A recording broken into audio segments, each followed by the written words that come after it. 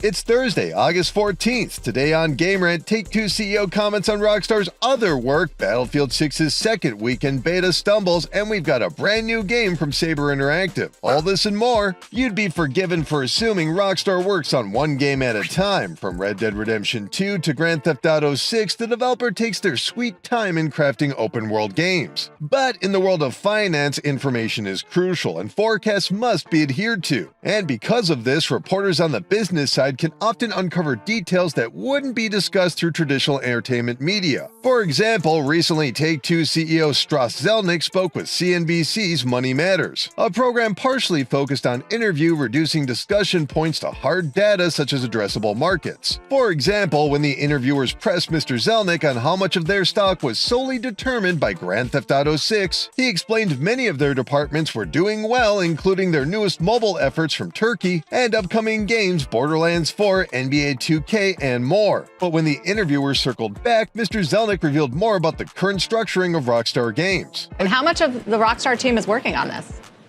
Well, Rockstar does have a lot of other things going on, but this is, of course, the primary focus. Again, you would be forgiven for overlooking the comment Rockstar does have a lot of other things going on, but within this context of this discussion and speaking on a public forum as the CEO of this company, this confirms the Rockstar team is working on other projects beyond this May's Grand Theft Auto 6. Now, that's already apparent with their now decade-plus long support of Grand Theft Auto Online and their somewhat muted but ongoing content updates for Red Dead Online. But beyond a yet-to-be-dated Max Payne reboot and the aforementioned Grand Theft Auto 6, Rockstar's upcoming projects are completely empty, and given Mr. Zelnick's vague reference, we'll be keeping an eye on Rockstar's newest announcements. Although, given the record-breaking success of the GTA 6 trailers, that shouldn't be too difficult. What Rockstar franchise would you like to see more of? Bully? LA Noire? Chat back in the comments below. The second weekend of the Battlefield 6 public beta is just getting started, and echoing the previous weekend, it's already sparked controversy online. Players are reporting new issues such as prolonged matchmaking wait times, which doesn't really balance when there's nearly 300,000 players concurrently online. And worse yet, this occasionally results in cancellation, meaning what limited time players have to enjoy the beta ending on August 17th is instead being spent on error screens despite their success playing it the previous weekend. But again, it appears PC players are getting the short end of the stick, with Battlefield Bulletin reporting, quote, "Some PC users are getting an error message indicating secure boot is disabled despite it's enabled on their BIOS," end quote. This appears to be part of the robust Javelin anti-cheat software used by DICE in Battlefield 6. Previously on Game Rant, we've discussed the somewhat unusual requirements and conflicts of Javelin, including a demand to remove virtual drive software in even other games such as Valorant due to their own anti-cheat service. And of course, as discussed on Reddit, some players are deeply disappointed in the beta's rush mode only being limited to 12 players versus 12 players, on top of the already buggy party system. But to Battlefield 6's defense, this is why betas take place, allowing developers to record information and player feedback while taking their final passes at technical issues prior to the game's October 10th launch. Have you had any issues with the Battlefield 6 beta? Chat back in the comments below. In an extensive interview with former PlayStation chairman and CEO Sean Layden, GameIndustry.biz discussed the current state of the game's market, including the balances required between commerce and creative. And when the subject of the Xbox Game Pass subscription service entered the conversation, Mr. Layden stated his theory on how Xbox Game Pass ultimately hurts the developer. Quote, "There's a lot of debates going on. Is Game Pass profitable? Is Game Pass not profitable? What does that mean? That's really not the right question to ask anyway. You can do all kinds of financial jiggery-pokery for any sort of corporate service to make it look profitable if you wanted to. You take enough costs out and say that's off the balance sheet and oh look, it's profitable now. The real issue for me on things like Game Pass is it healthy for the developer? They're not creating value, putting it in the marketplace, hoping it explodes and profit sharing and overages and all that nice stuff. It's just, you pay me X dollars an hour, I built you a game here, go put it on your servers. I don't think it's really inspiring for game developers." End quote. Do you agree Game Pass is uninspiring to game developers? Chat back in the comments below. Recently on the Assassin's Creed subreddit, some of the developers behind this year's Assassin's Creed Shadow discussed the future direction of the series. While Shadows has been one of the biggest hits of 2025, some fans have had concerns about the self-contained narrative, hoping to see a further connection to the broader history-based clandestine warfare. But according to Luke, we may see more of this in the central story.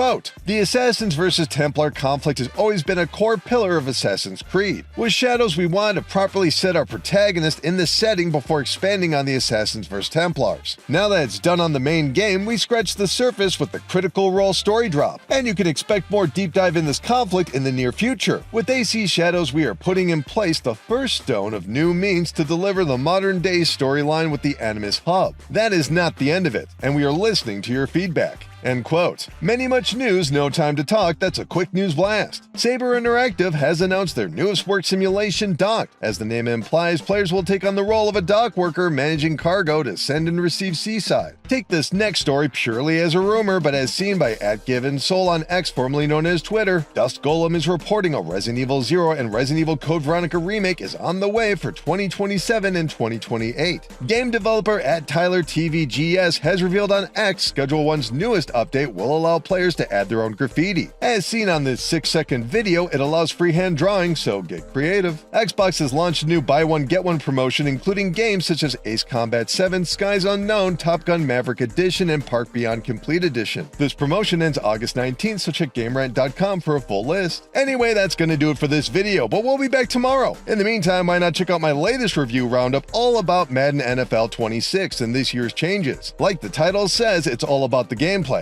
Keep clicking around here at Game Rant, and we'll see you later. Thanks, everybody.